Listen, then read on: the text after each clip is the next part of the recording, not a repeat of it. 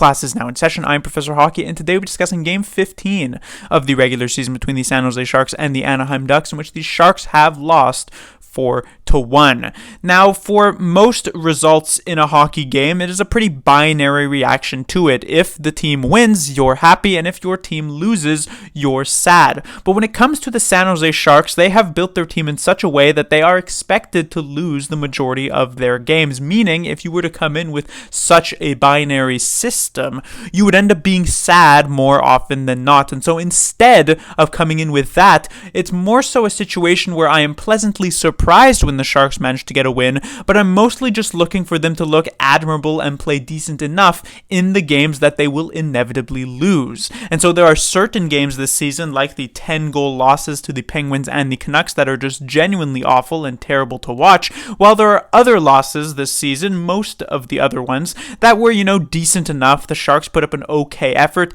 and weren't all that terrible to watch. This Ducks game falls into that category. Yes, indeed, on the scoreboard, the Sharks did lose 4-1, and they got primarily outshot by a decent margin once again for what seems like the 15th time this season. But realistically, the Sharks hung out pretty well with the Ducks. It really wasn't all that terrible. They got some decent chances, and the major difference maker here tonight between these two teams was the special teams, as the Ducks power play was just significantly better than the Sharks. Meanwhile, the Ducks penalty kill was also significantly better than the Sharks. And the second was that the Ducks got the bounces while the Sharks did not. And this was also a pretty interesting game to see against Anaheim, because it's kind of a glimpse into the future of what the Sharks could look like in just a couple of years' time. Remember, last season, while the Sharks were very bad and finished fourth last in the league, the Ducks were somehow worse and finished dead last in the league. And now this season, they're actually looking like a pretty good team. They have a positive record, and while they may not in fact at the end of the day make the playoffs, they will do some damage and perhaps upset some teams here or there. And they are being led by young players that they themselves have drafted throughout the first round, like McTavish, Carlson, Mintyukov.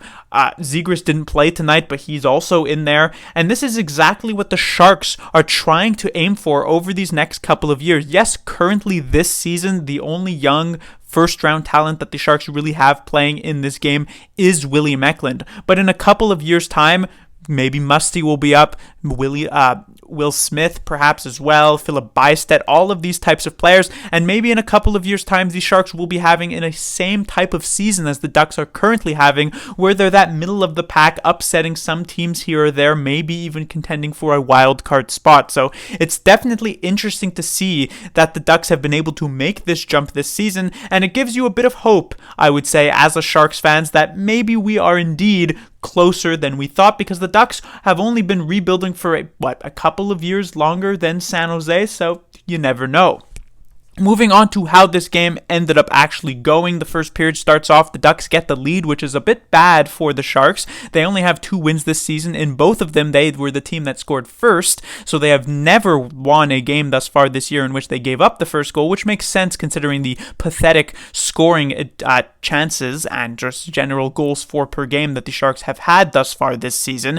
And though they do manage to tie the game up with a goal from Luke Cunnin, it is quickly turned around again when the Ducks get a power play goal, their first of 2 in this game, again from Vetrano, to make it 2-1 at the end of the first period. The second period would pass by scoreless, and then in the third period, it would be Mason McTavish scoring again on the power play to make it 3-1, and it just goes to show the difference between the Ducks power play here tonight and the Sharks. On this Mason McTavish goal, it is great movement that allows McTavish to sort of get into the middle, get into the slot, and score this goal. Meanwhile, you watch the Sharks power play, and it's entirely perimeter. They spend about 40 seconds passing, and then the shot that they do end up taking is a weak one from a terrible angle that gets blocked, and then eventually it clears the zone. And then after it is 3-1, it then adds up to 4-1, where we see the lucky bounces going the Ducks' way. It is Radko Gudas who takes one of the weirdest goals that we have seen in a while. This puck deflects off of a stick and then flies high into the air out of the vision of Mackenzie Blackwood. Marc-Edouard Vlasic, who is right in front of Blackwood, tries to reach for it out of the air. It just barely goes over his hand, hand, and then lands behind the Sharks goaltender to make it 4-1. Definitely an extremely weird goal, definitely an extremely Sharks-esque goal as well, and that would do it for the game, as it would make it 4-1 Anaheim, and that would be the final score. Moving on to the players to talk about, we had a couple of other players drop out of the lineup, and it should also be noted Duclair was kept out of the lineup for a second straight game due to illness. We shall see if he ends up returning in a couple of days' time, but on the first line, these three players are at the very least kept together: Eklund, Hertl, and Zetterlund.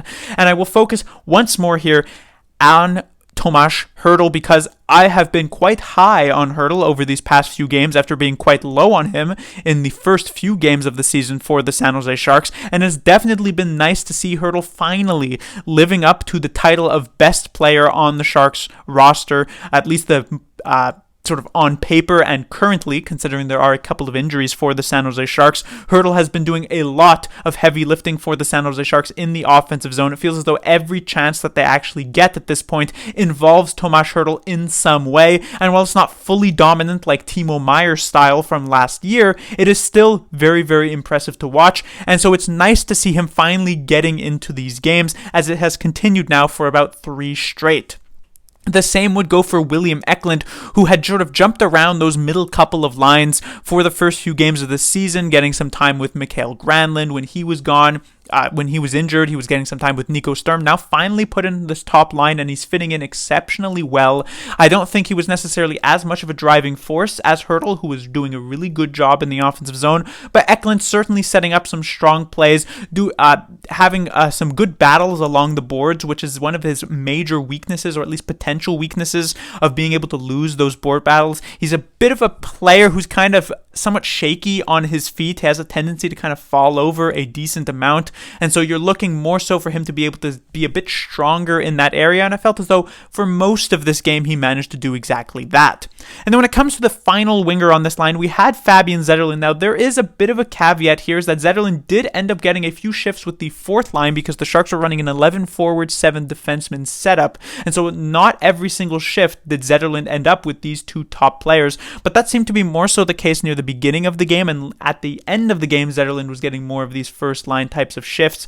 But at the end of the day here for Zetterlund, it wasn't all that great. It felt as though Hertl and Eklund were doing most of the heavy lifting on this line, and Zetterlund just not exactly doing a ton. I do continue to advocate at this point for his position on this top line, because at the very least his last couple of games were quite good, but he's the type of player who is on slightly thinner ice, I would say, compared to at least Eklund and Tomas Hertl, where he would be the first player to be swapped out if this line does indeed have a couple of bad games, but currently it's definitely good enough for him to retain his spot.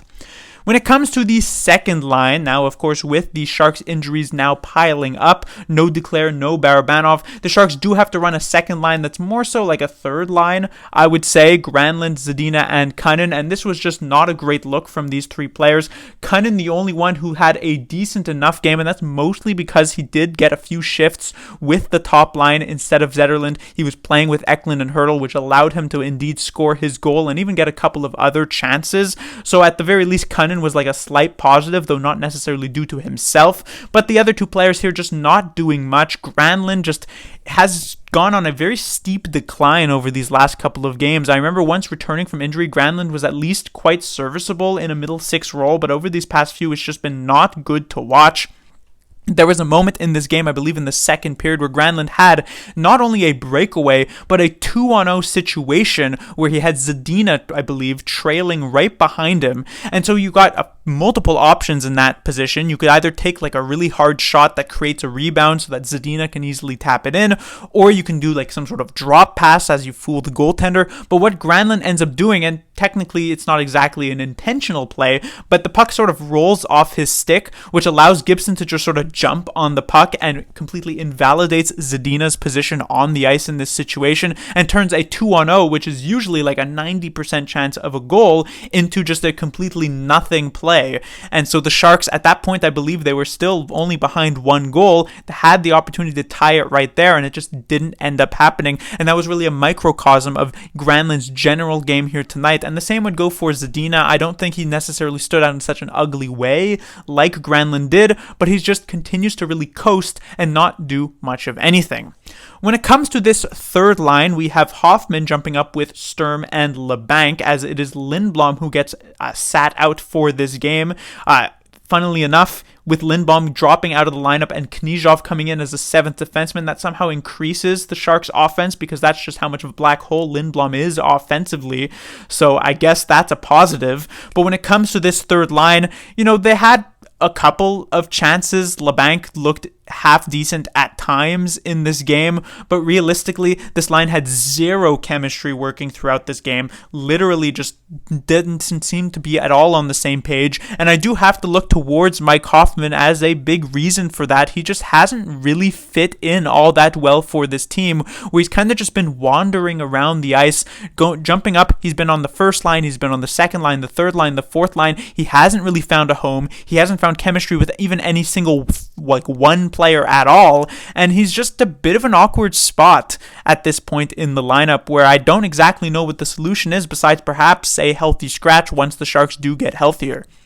Then when it comes to the fourth line, I have Knyzhov written here, but he didn't technically play on the fourth line, so it is more so just Smith and Carpenter, who, in particular, Giovanni Smith, I thought has had a really sort of invisible last few games, but here tonight, I thought he was definitely more noticeable, did get into a fight, but that's not really the reason, primarily that he was actually getting those chances that made me like him as a player back in the early parts of this season, so that was quite nice to see. Ryan Carpenter also continues to be a serviceable enough fourth line center for the San Jose Sharks while they are hampered by injuries, so I guess a positive performance from the Sharks' two fourth liners, and usually whoever was double shifting with them helped them out and at least get them into the offensive zone more often than not. When it comes to the defensive pairings, we have Ferraro and Addison, this is now a third game here with the San Jose Sharks. He was advertised as being a heavy offensive type of guy with not a lot of defensive capabilities, and we saw in the game against the Golden Knights that lack of defensive capabilities, but we really haven't seen any of that offensive talent from him. In fact, his best chance in terms of offense over these 3 games he's been with the San Jose Sharks was in the second period of tonight's game, where he got a great chance on net. The only problem being is that great chance on net was on his own goaltender. Otherwise, in terms of actually helping the Sharks score positive goals and actually for the team, he hasn't really been doing much of anything. There was one small spinorama near the blue line, I believe, in the early parts of the third period, but besides that, there's just not really much doing. I don't know if that's because David Quinn is sort of instilling a different system that maybe he's not able to succeed in, or perhaps it's just sort of the coming to a new team. He's taking time to adjust, but besides a very, very few moments where you say, oh, this guy has some offensive talent, there's not really anything doing there, which is rather disappointing. And while here tonight, I don't think he was actually a bad player all around. He played decent enough defensively, certainly better than the previous game against Vegas. He's not really bringing the positives that were expected of him. When it comes to the second pairing of Vlasic and Burrows, not good, I will say. Not terrible, but just they're not really doing much positive for San Jose. This is a defensive pairing that is just two purely defensive types of players. Yes, technically Burrows had time on the power play for the San Jose Sharks, but he's never really been a power play guy at all thus far this season, and is perhaps one of the sort of, not reasons, but sort of a consequence of why indeed the Sharks power play has been so bad this season. And so when these two players are not going to be doing anything offensively, you need them to be serviceable defensively, and while they've been decent-ish at times, more often than not, they're just not very good, hemmed in their own zone, unable to clear, and it's just bad hockey to watch. And then when it comes to the final defensive pairing of the night, Ruda and Hotiuk, I have been quite high on them as a defensive pairing over these last few games. Here tonight, there were definitely some struggles. This was perhaps Hotiuk's worst game with the San Jose Sharks thus far this season for sure. Jan Ruda, I can't really say it's his worst game because he's had a lot of really, really bad ones, so technically this is better than those, but definitely not the Jan Ruda that we were beginning to get a bit used to over these last few, where he's been significantly better. Here tonight was kind of a reversion to the mean for him. And then technically there was one other defenseman, Nikolai Knyzhov did indeed play this game. He looked a bit shaky. I felt as though perhaps lost a bit of game speed from having sat more often than not thus far this season, because he kind of was overskating pucks, making some really awkward passes, fanning on plays, so not so great a game for Knyzhov.